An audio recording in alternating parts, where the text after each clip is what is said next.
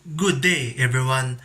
In this video, I will going to cover about Arduino Uno and I will going to build and construct a simple traffic light using Arduino Uno. So as you can see, this is the circuit diagram of the simple traffic light using Arduino Uno.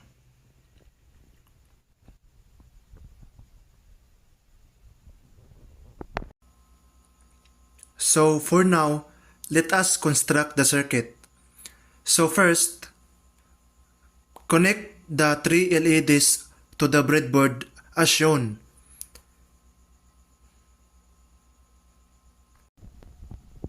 Then, connect the cathode of the three LED to the negative rail. Next, connect the negative rail to the ground pin of the Arduino.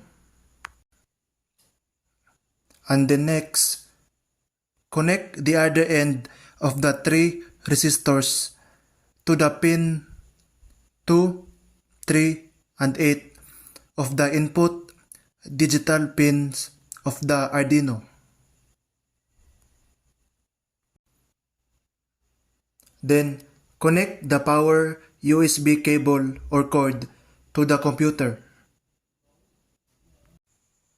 So, as we can see, this is the code of the traffic light. So for now, let us run the code in the Arduino software. First, let us verify this code. So click the verify button.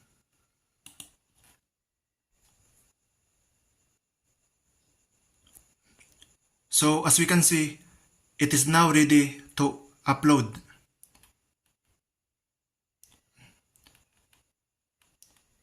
So let's click the upload button.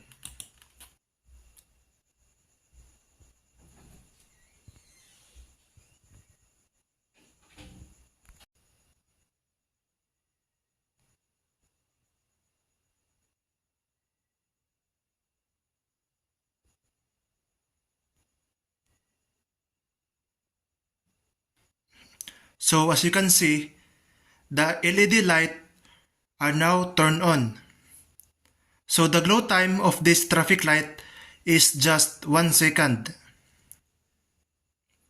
And as you can see, the Arduino is now turned on.